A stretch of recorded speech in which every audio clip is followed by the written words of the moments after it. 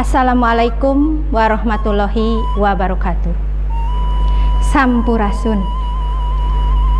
Wilujeng enjing pamiarsa, para siswa kalih sepuhna anu nuju nyakseni ieu pidangan televisi edukasi. Mugia sinareng salamet nyarengan Bapak, Ibu, saderek enggoning mancen damel sadidinten. Puji rawuh syukur urang dugikeun ka Allah Subhanahu wa taala rehna urang tiasa patepang dina acara ngaguar pangajaran bahasa Sunda. Nu baris dipidangkeun ku tim pangjejer ti MGMP BS SMP MTS Kabupaten Garut anu dijomantarakeun langsung ti Dinas Pendidikan Kabupaten Garut Alfukahna gawe bareng MGMP BS SMP MTS kalih Disdik Kabupaten Garut.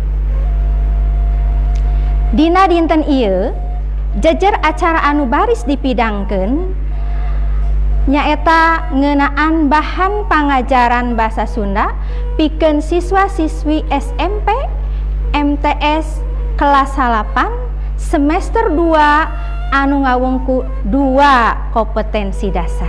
Tinangtos saderek tumaros bahan pangajaran naon wae anu baris dipidangkeunana. Kumaha carana sangkan urang tiasa maham kana eusi eta pidangan luyu sareng maksad tujuan anu ngajanggelek dina kurikulum bahasa Sunda. Pikeun ngawaler eta patarosan sumangga urang sami-sami bandungan kalayan gemet pidangan salajengna wilujeng nyakseni. Alhamdulillahirabbil urang sadayana biasa ngalaksanakeun diajar secara virtual dina pengajaran bahasa Sunda kelas 8 lawungan ka-4. Satajan urang ngawitan medal materina, hayu urang ngucapkeun bismillah sasarengan. Bismillahirrahmanirrahim. Mugia Allah ngaparin kalancaran ka urang sadayana dina ngalaksanakeun pancen nambihan pangaweruh. Barudak dina lamungan satacana tos dipedar ngeunaan wangunan, ciri sareng pepasingan pakeman basa.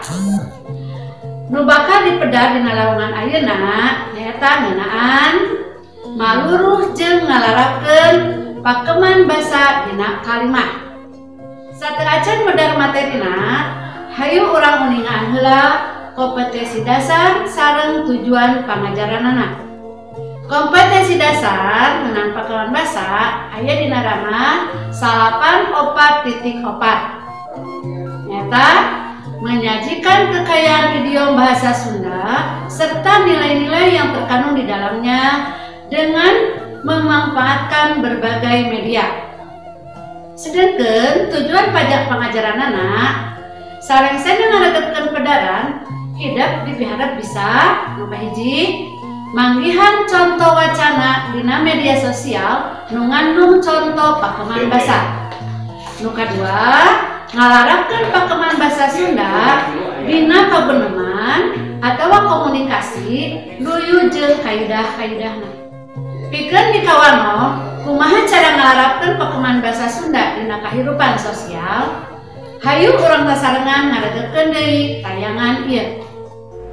Nu kahiji contoh pakeman basa dina artikel mangga diuningaan.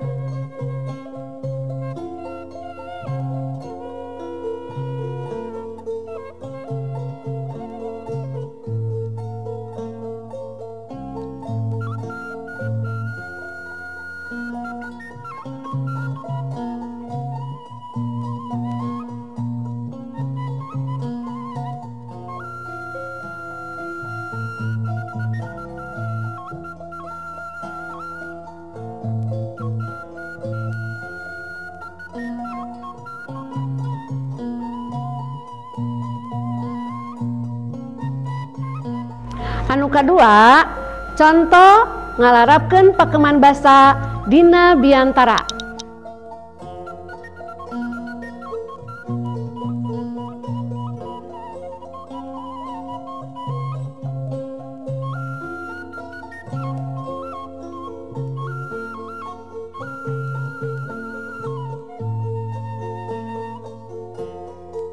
Nu katiluna, contoh ngalarapkeun pakeman basa dina paguneman sapopoe.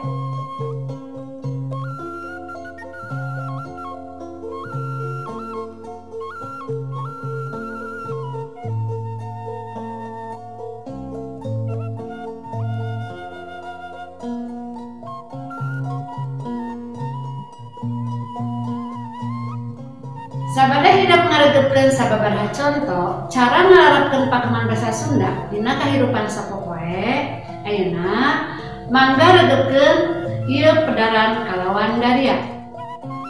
Nu kahiji, kumaha cara ngaluruh jeung masing-masing atawa mengklasifikasikan pakeman basa dina wacana nu dibaca luyu jeung kaidah-kaidahna. Kahiji, baca kalawan taliti eusi wacana nu dibaca ku hideep. Kadua, tandaan tuluy tuliskeun kecap atawa kalimat nu numutkeun hideep, nu matok atanapi pakem tur ngandung harti injeman atanapi harti konotasi. Nu katilu, kelompokkeun kecap atawa kalimah nu tos kapendak ku hideep teh luyu jeung wangun pakenan basana. Contona tentang wacana ieu. Hayu urang nyarita ku basa Sunda.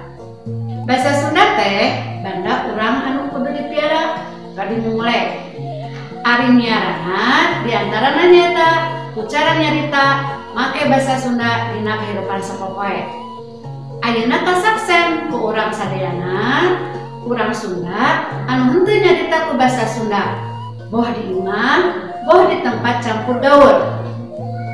Salah sahiji alesanana ngajar basa Sunda teh hese kusabab aya pundak usuk. Ragam basa anu ngabeda-beda basa keur ka diri sorangan jeung keur ka batur. Sieun bisi salah ngalarapkeunana. Nu maka mending make basa Indonesia. Alasan anu sejana majar basa Sunda teh tinggalin zaman. Asa kesan kampungan, teu up to date jeung sajabana. Bisa jadi aya keneh alasan anu sejana. Eta alasan aya benerna. Tapi upama urang Sunda boga pamadegan kawas kitu, tinangtu nasib basa Sunda teh moal lila, bakal leungit. Bakal moal aya nu marake deui. Ceuk babasan mah jati kasirih ku junti. Banda urang anu kokoh kasirih kaganti ku naon-naon anu jauh di luar bahasa sabda. Di luar nyaeta ku basa deungeun. Padahal apan kusabab ayana basa Sunda pisan, urang bisa nyebut ayana urang Sunda teh. Aya paribasa nu netelakeun basa teh ciciren bangsa, leungit basana ilang bangsana. Nalika hidup maca pedaran dina paragraf kahiji dina contoh wacana nu tadi nyinakeun, sareng paragraf anu kadua karasa ngaguluyur lantaran kecap-kecapna ngandung harti sajalantrahna. Tapi nalika maca paragraf nu katilu dina kalimat panungtung aya kalimah ceuk babasan mah jati kasirih ku junti tea. Handeg sabab urang teu terang naon hartosna. Nah, biasana pakeman basa dina pedaran dina artikel osok di anggo dina karangan pedaran ataupun ungkara omonganna sok terus diberi penjelasan. Seperti dina contoh paragraf ceuk babasan mah jati kasirih ku junti tea. Dijelaskeun ku kalimah saterasna nyaeta kalimah banda urang anu pokok kasilih kaganti ku naon-naon nujo di luar nyaeta ku basa deungeun. Kumaha? Kahartos pedaran tibu perkawis cara ngaluruh contoh pakeman basa dina wacana. Nah, insyaallah kahartosnya. Nah, upami teh can ngartos hideuk tiasa naroskeun deui ka ibu bapak guru atanapi tiasa oge ka ibu ngalangkungan WA. Hayu urang lajengkeun kana pedaran anu kadua nyaeta ngalarapkeun pakeman basa dina kalimah atanapi omongan. Kumaha cara ngalarapkeun pakeman basa dina kalimah atanapi omongan? Nah, cara ngalarapkeun pakeman basa teh hiji apakeun contoh-contoh paribasa sareng hartina. Anu kadua tuliskeun naon ungkara atawa omongan nu bari diseratkeun atau dicarioskeun ku hideuk. Katilu larapkeun pakeman basa nu luyu sareng ungkara kalimah atanapi omongan nu rek ditepikeun. Supados langkung jelas, hayu urang tengetan deui contoh-contoh ieu. Contoh pakeman basa dina kecap kiasan. Nah, kecap kiasan kan mana? Nah, ieu contoh-contohna. Nah, aya kecap pamiceunkeun kampolong, aya pamejitangkeun lauk. Nah, kita contoh pakeman basa dina kecap nu ngagunakeun kecap kiasan. Terus, anu contoh nu kadua ngalarapkeun uga jeung cacangran dina omongan. Nah, aya uga Bandung, aya uga Galunggung. Uga mah dianggona diterapkeun ka daerah-daerah nu tos tantu. Teu tiasa Sunda Nanjung lamun nu punung ti Bandung ka Cikapundung geus balik deui dianggo dirobi jadi Sunda Nanjung lamun nu punung ti Cianjur ka Cikapundung geus balik deui teu tiasa sabab atos mantok. Jadi larapna dina kalimah eta. Ya. Anu saterasna nyaeta caturangga. Nah, caturangga mah kana sasatoan, nya sasatoan. Di dieu anu dianggep patokan nyaeta satona sato kuda. Naon bet kana sato kuda? Pan sasatoan teh seueur nya. Sabab di urang zaman baheula kuda teh dianggap salah sawios kendaraan anu dianggap seueur manfaatna ya sagala tiasa dianggo ngagunakeun ngamanfaatkeun sato kuda. Nah, matak aya istilah-istilah caturangga anu dipandekeun kana watek kuda sanes kana watek mau, watek hayam sanesnya tapi kana watek kuda. Terus aya ge didinya di panganapna aya anu ngagunakeun gaya basa, aya gaya basa Mijalma, gaya basa ngasor ya. Eta gaya basa teh kalebat kana contoh pakeman basa. Nah, katilu nyata pakeman basa dina omongan anu ngagunakeun bangun babasan jeung paribasa. Nah, terus dina laungan kadua terus dijelaskeun ya anu ngagunakeun babasan mah dina wangun dua kecap atanapi klausa. Ya, sapertos ininya aya kecap gede hulu. Nah, di kamana tentang ngarapkeunna? Nah, tingali kalimah awalna jejer caritaanna awal-awalna tingali mana anu biasa dilarapkeun sareng babasan gede hulu.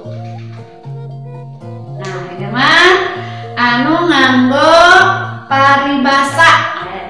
Ujang Hasan mah berehan sarua jeung bapana atuda uyah mah tara TS kaluhur. Nah, uyah mah tara TS kaluhur mah teman dina wangun omongan anu ngagunakeun pakeman basa paribasa. Paribasa mah kekecapanna langkung ti dua. Nah, langkung ti dua tilu. Biasana teh disebutna dina istilah kebahasaan mah disebutna teh klausa, ya klausa.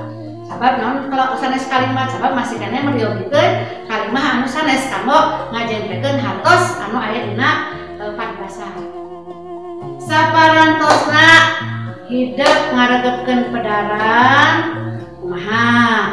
Terus ngalaktos cara ngalarakeun pakeman basa dina kalimah atanapi omongan teh. Nah, mudah-mudahan saena kahartos. Nah, kanggo muji kamampu hidup dina mahang eusi pedaran pidamel parentah ieu.